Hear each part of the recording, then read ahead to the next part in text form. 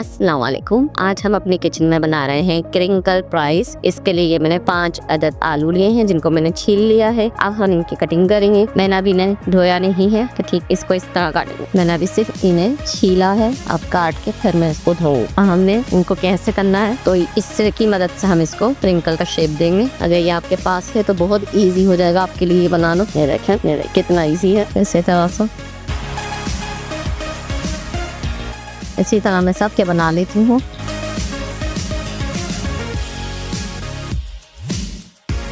इसी तरह मैं सब के बना लेती हूँ। फिर से बता रही हूँ आपको कि इसको फिर से प्रोसेस करेंगे। और देखो मैं सारे सीधा शेप दे लेती हूँ फिर आपको दिखाती हूँ।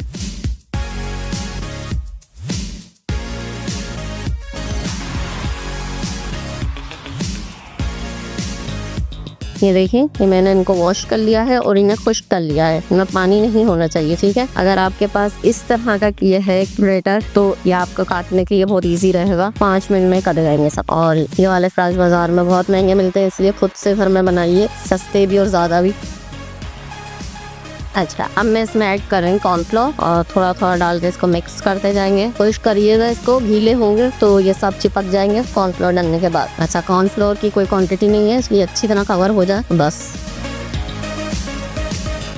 अब आप चाहें तो इसे सिंपल रख लें, चाहें तो इसमें काली मिर्च का पाउडर ऐड कर लें तो ब्लैक पेपर के फ्लेवर के हो जाएंगे। ये मैं थोड़ा सा इसमें ऐड कर रही हूँ काली मिर्च का पाउडर, ½ टीस्पून के करीब। और इसको एक बार फिर मिला दूँगी।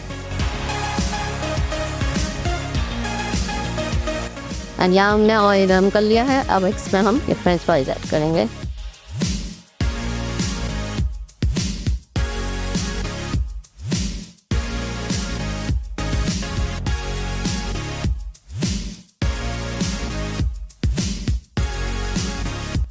ऐसे मैं इसी तरह से सब फ्राई करके निकाल लेती हूँ फिर आपको दिखाता हूँ। ये देखिए ये हमारे क्रिंकल फ्राइज बन रहे हैं। ऊपर से आप इन पे सॉल्ट स्प्रिंकल करना है।